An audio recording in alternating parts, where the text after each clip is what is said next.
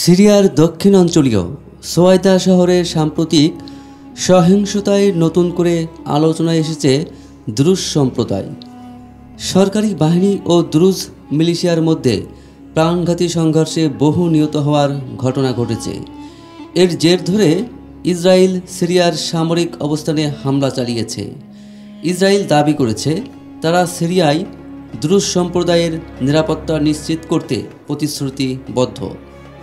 দ্রুজরা হলেন একটি আরব ধর্মীয় গোষ্ঠী যাদের সংখ্যা প্রায় 10 লাখ। তারা মূলত সিরিয়া, লেবানন এবং ইসরায়েলে বসবাস করেন।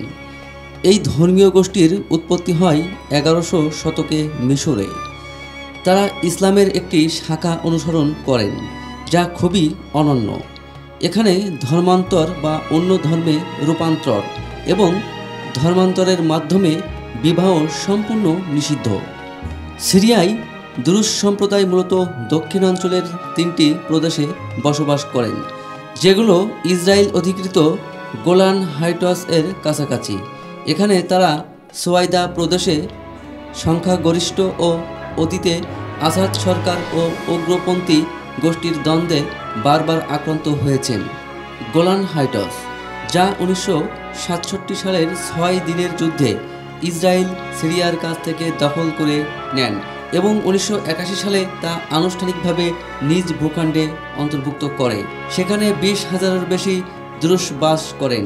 এই অঞ্চলটিতে আরও প্রায় 25,000 ইহুদি বসতি স্থাপনকারী ছড়িয়ে ছিটিয়ে আছেন।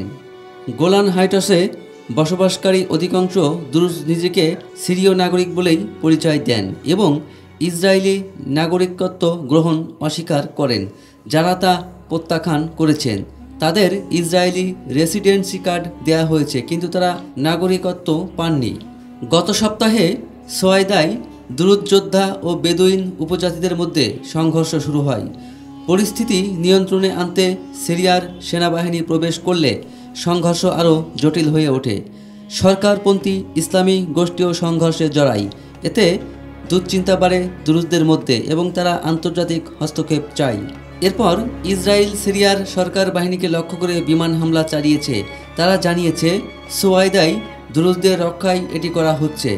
ইসরায়েলের প্রতিরক্ষামন্ত্রী ইসরায়েল কাটোজ হুঁশিয়ারি দিয়েছেন, সিরিয়ার সেনা যদি সোয়াইদা থেকে সরে না যায় তবে হামলার মাত্রা আরও বাড়বে।